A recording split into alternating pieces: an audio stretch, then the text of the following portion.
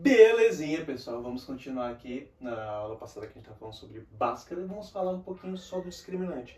É bem simples, é bem rápido, é bem tranquilo.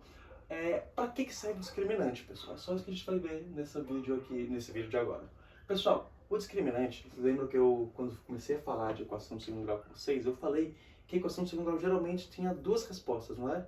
Quem vai definir quantas respostas, quantas soluções diferentes a nossa equação vai ter é o discriminante. É ele que tem essa função de dizer pra gente se a nossa equação vai ter uma, duas ou nenhuma resposta. E sim, são só essas opções. Ou ela vai ter uma, ou duas, ou nenhuma resposta. Como que a gente vai saber isso, pessoal? Isso depende do nosso querido discriminante.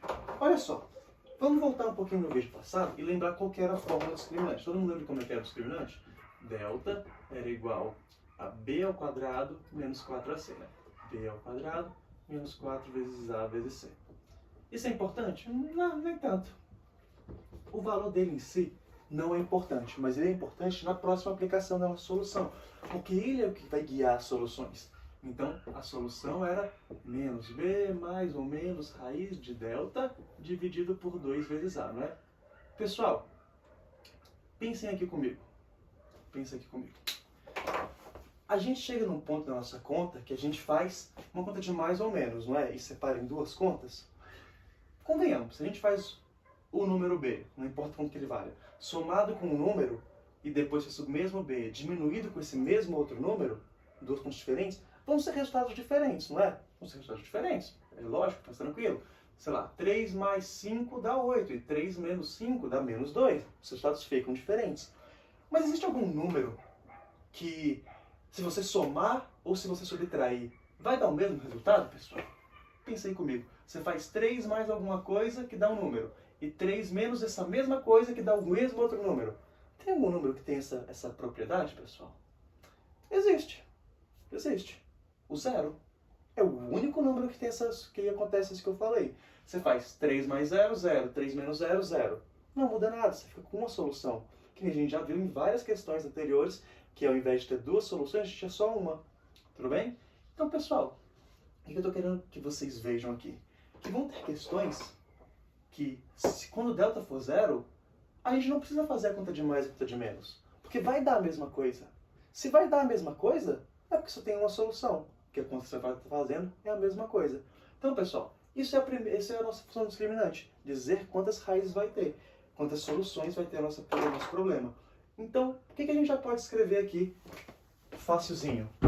Se o discriminante for igual a zero, temos uma única solução. Temos apenas uma solução. Por que temos só uma solução, pessoal? Porque a gente acabou de ver. Se ele for zero, se fazer a conta de mais ou menos, não faz diferença. Qual que é a outra opção, pessoal? Outra opção é o delta ser qualquer número que você vai fazer. B mais 7, B menos 7. Vai ficar número diferente. Os números vão ser diferentes. Tudo bem? Os números vão ficar diferentes. Só que são a única opção que a gente coloque um número ali positivo ou negativo que vai dar certo? Sim, se o nosso resultado aqui for positivo ou negativo, tá tudo certo. Mas qual que é o detalhe maneiro, pessoal? Pensem comigo agora no valor do delta em si. É possível que a conta do delta aqui em cima dê um número negativo? Isso aqui, se você fizer b ao quadrado menos 4 vezes ABC, deu um número negativo? Tem como, não tem? Você vai, sei lá, 0 ao quadrado menos 4 vezes 1 vezes 1. 0 ao quadrado, 0, menos 4 vezes 1 vezes 1, menos 4. Pessoal, qual que é a raiz quadrada de menos 4? A gente já falou várias vezes. Não existe raiz quadrada de número negativo. Então, pessoal, se o delta for um número negativo, não vai ter um valor de raiz de delta para a gente calcular. Se o delta for negativo, quando a gente colocar dentro da raiz, não existe raiz de número negativo. Então, se o delta for menor que zero, como não tem solução para calcular, a gente não tem solução. Temos zero soluções. E se o nosso delta for um valor positivo, que é o que geralmente a gente vai acontecer, que foi o que a gente viu nos 3 exemplos, que deu 1, 1 e 81, a gente vai encontrar duas soluções distintas. Duas soluções distintas.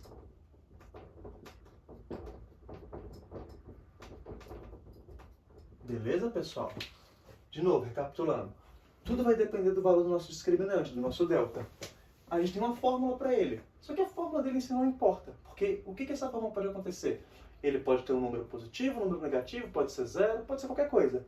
A gente só está avaliando o que acontece com as nossas soluções a depender dele. Todo mundo concorda comigo que se delta for zero, aqui vai ficar a raiz de zero, que é zero. E se você somar ou subtrair qualquer coisa com zero, não muda. E se não muda, as duas contas que você vai separar na hora de ramificar, que eu falei para vocês, vão ser a mesma coisa? Se é a mesma coisa, é só uma solução. Se delta igual a zero, temos apenas uma solução. Se o delta for negativo, pessoal, se aqui, a conta que a gente der aqui em cima dá um número negativo, sei lá, menos 10.